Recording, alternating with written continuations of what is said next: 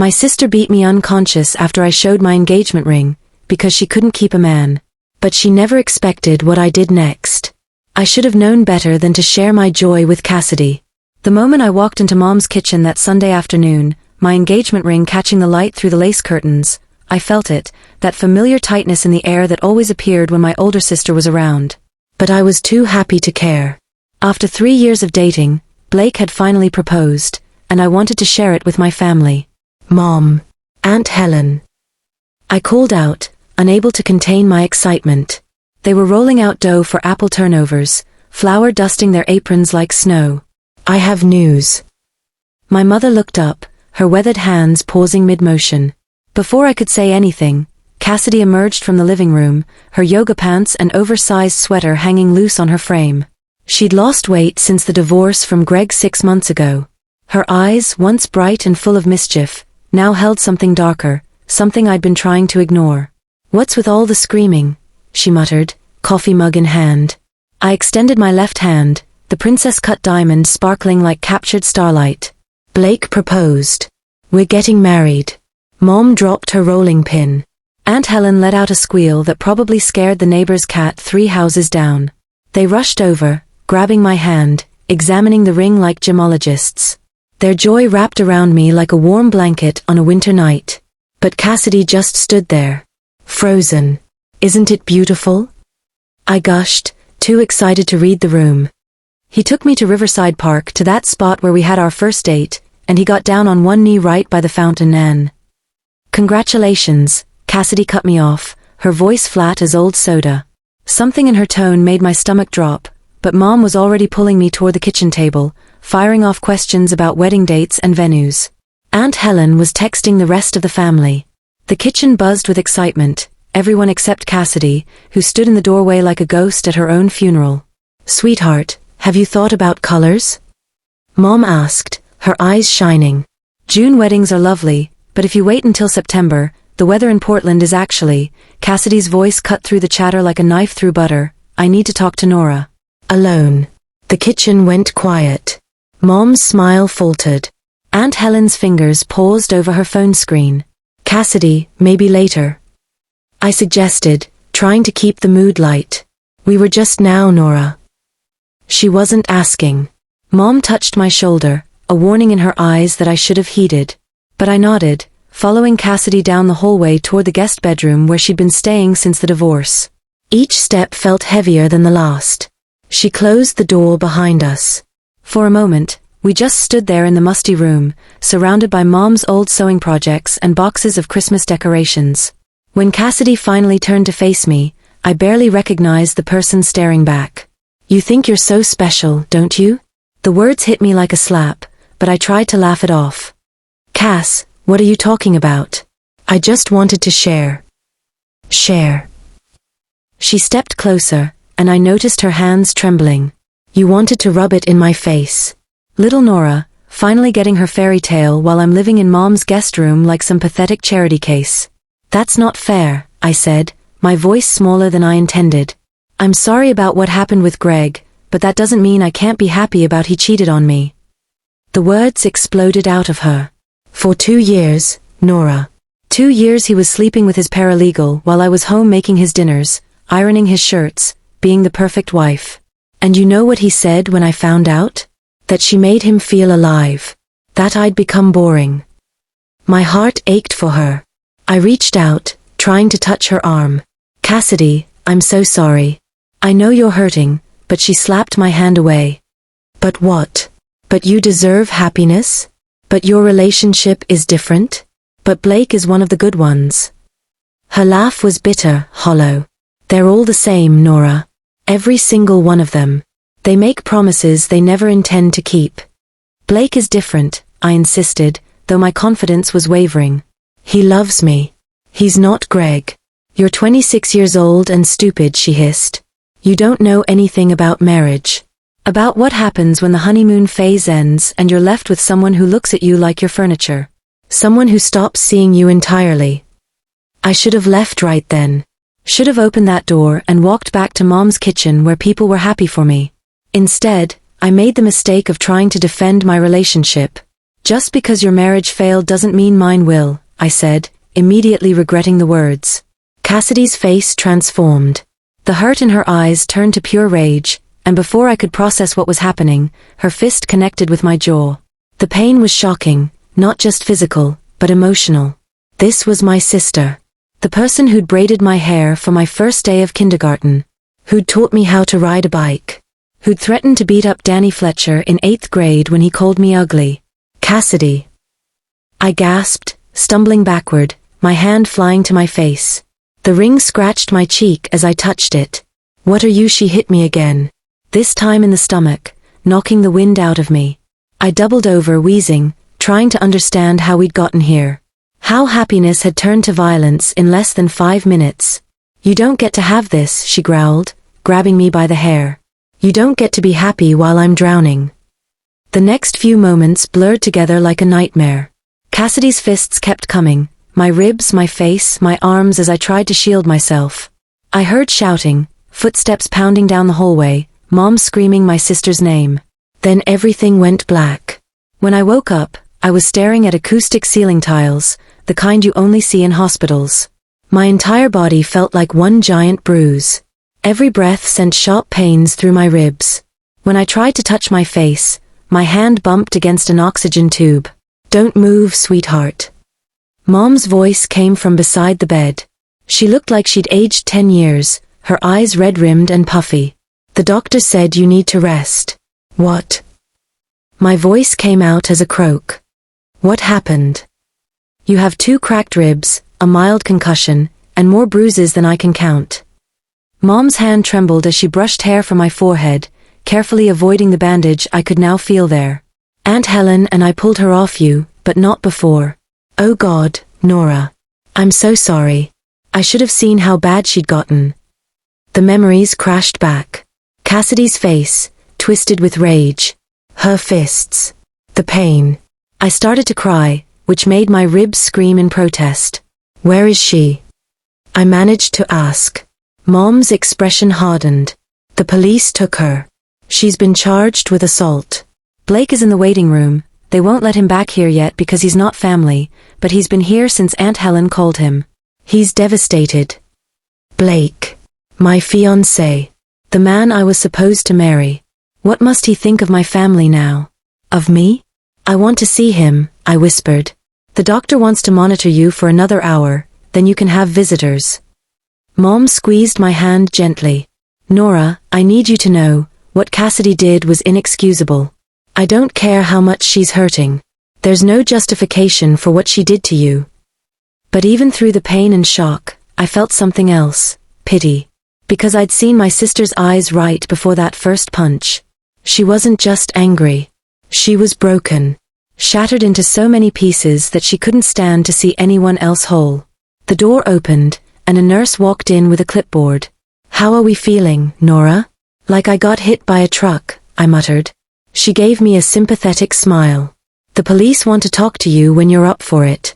And there's a young man in the waiting room who's very insistent about seeing you. Blake? He's been driving the staff crazy. Despite everything, I almost smiled. That sounded like Blake. They let Blake in 20 minutes later. The moment I saw his face, pale, worried, his dark hair disheveled like he'd been running his hands through it, I started crying again. Oh babe. He rushed to my bedside, his hands hovering over me like he was afraid to touch me and cause more pain. I'm so sorry. I should have been there. I should have. You couldn't have known, I whispered. He carefully took my hand, the one without the 4, and pressed it to his lips. His eyes were wet. When Helen called me. God, Nora. I've never driven so fast in my life. They wouldn't tell me anything at first, and I thought.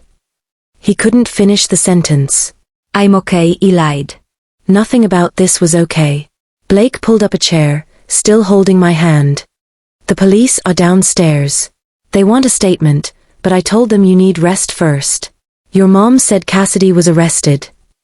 I nodded, wincing at the movement. Blake, I don't know if I want to press charges. His expression shifted from concern to disbelief. Nora, she put you in the hospital. She could have killed you. She's my sister. She's going through. I don't care what she's going through, he interrupted, his voice rising before he caught himself and lowered it again. There's no excuse for this. None. He was right. Logically, I knew he was right. But family is complicated. Blood is complicated. And somewhere beneath all my anger and pain, I still remembered the sister who'd stayed up with me when I had nightmares. Who'd let me sleep in her bed during thunderstorms. Who'd been my hero before life made her bitter. She needs help, I said quietly. Not jail. Blake ran his free hand over his face. Okay, I hear you. But babe, you need to think about yourself here. What if she does this again? What if next time it's worse? I don't think she will. I think this was a breakdown.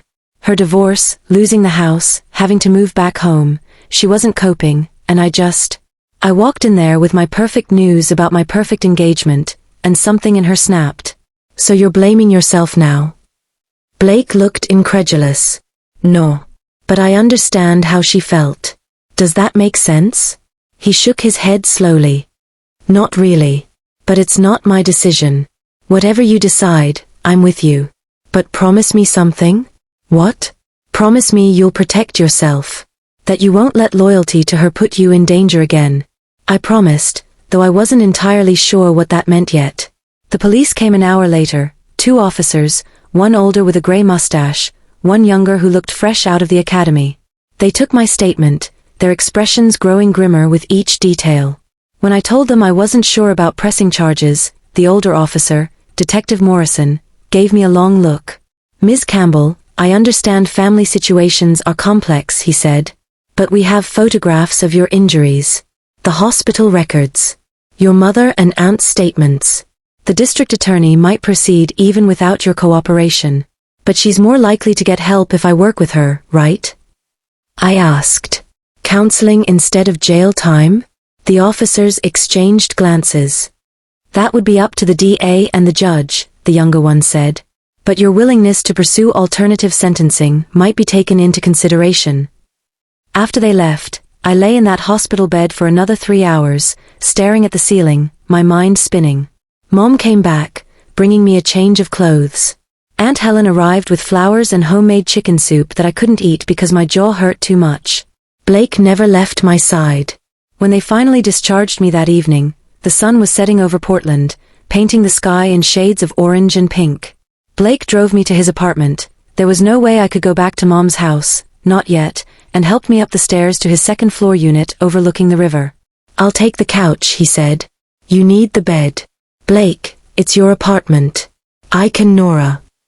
He cupped my face so gently I barely felt it. You're staying in the bed. End of discussion. That night, lying in his sheets that smelled like his cologne, I made a decision. I would talk to Cassidy. Not to forgive her, not yet, maybe not ever, but to understand. And then I would do something she'd never expect. I would help her heal. The county jail visiting room smelled like industrial cleaner and desperation. 3 days after the assault, I sat at a small table, my ribs still aching with each breath, waiting for them to bring my sister out. Mom had begged me not to come. Blake had driven me but refused to come inside, saying he'd be in the parking lot if I needed him. When Cassidy appeared in her orange jumpsuit, her hair unwashed and pulled back in a messy ponytail, I barely recognized her.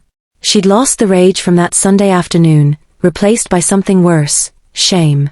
She sat down across from me, her hands shackled, unable to meet my eyes.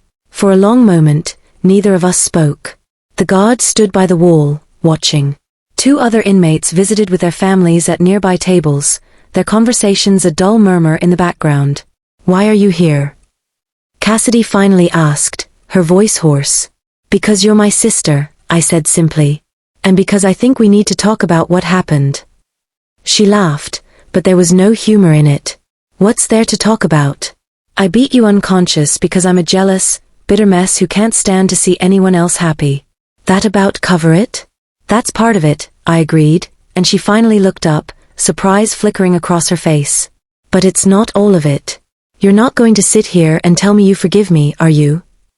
Her voice dripped with sarcasm. Because I don't need your pity, Nora.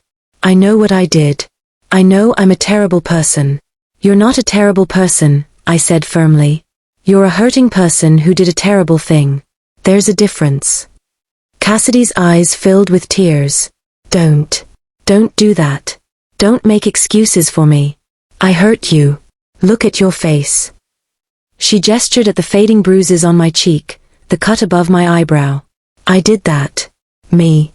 Your sister who's supposed to protect you. You also taught me how to stand up for myself, I replied. You taught me that women can be strong. That we don't need men to define us. Remember? You used to say that all the time when we were younger. Yeah, well, turns out I was full of it. She wiped her nose with her sleeve. The moment Greg left, I fell apart. Some strong woman I turned out to be. I leaned forward, ignoring the pain it caused. Cassidy, when Dad left Mom, do you remember what you told me?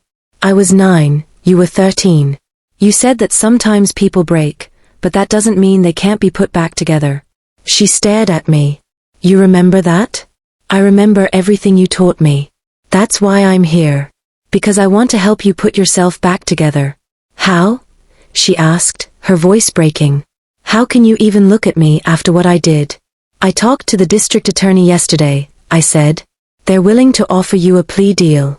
Anger management classes, therapy, community service, probation. No jail time if you complete the program. Cassidy's mouth fell open. Why would you do that? Because sending you to prison doesn't fix anything. It doesn't heal you, and it doesn't heal me. But maybe therapy can. She shook her head, fresh tears streaming down her face. I don't deserve this. I don't deserve your help. Maybe not, I acknowledged. But I'm offering it anyway. On one condition. What?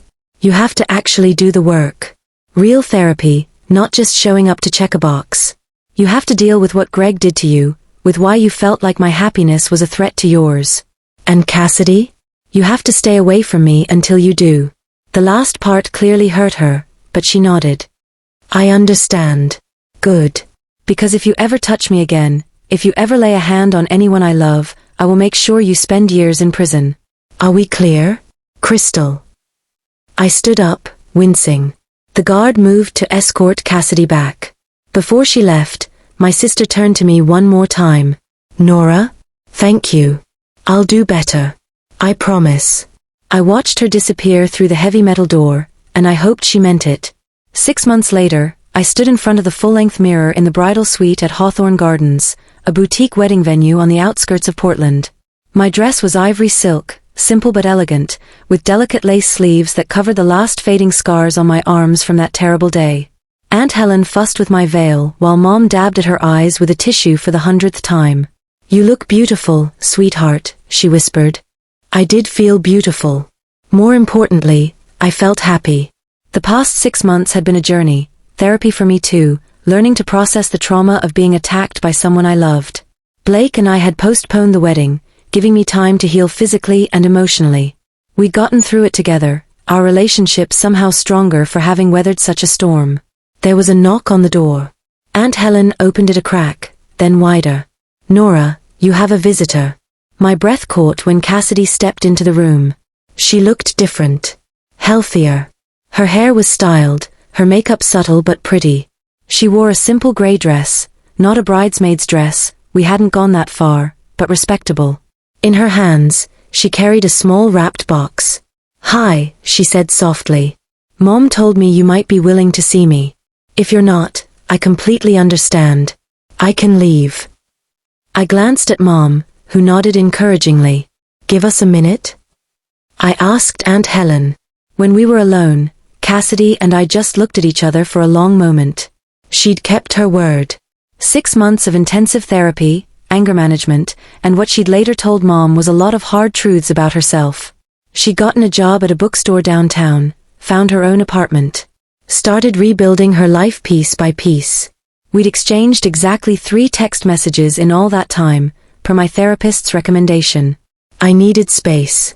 She needed to focus on herself without using me as a crutch. You look amazing, she said finally. Really, Nora. Like a princess. Thanks. I touched my dress self-consciously. How are you? Better. Not perfect, but better. Therapy is. She laughed shakily. It's brutal, honestly. But it's helping. I'm learning things about myself I never wanted to face. That's good. I'm glad. She held out the box. I brought you something. You don't have to accept it, but I wanted you to have it. I took the box carefully, unwrapping the silver paper. Inside was a delicate bracelet, silver with small charms, a book for all the stories we'd read as kids, a bicycle for the one she'd taught me to ride, a star for the nights we'd spent stargazing in the backyard. It's everything I should have remembered, Cassidy said, her voice thick with emotion. All the good times before I let my pain turn me into someone I'm not. I'm not asking for forgiveness, Nora. I know I don't deserve it yet, maybe ever. But I wanted you to know that I remember who we used to be. And I'm working every day to become someone worthy of being your sister again.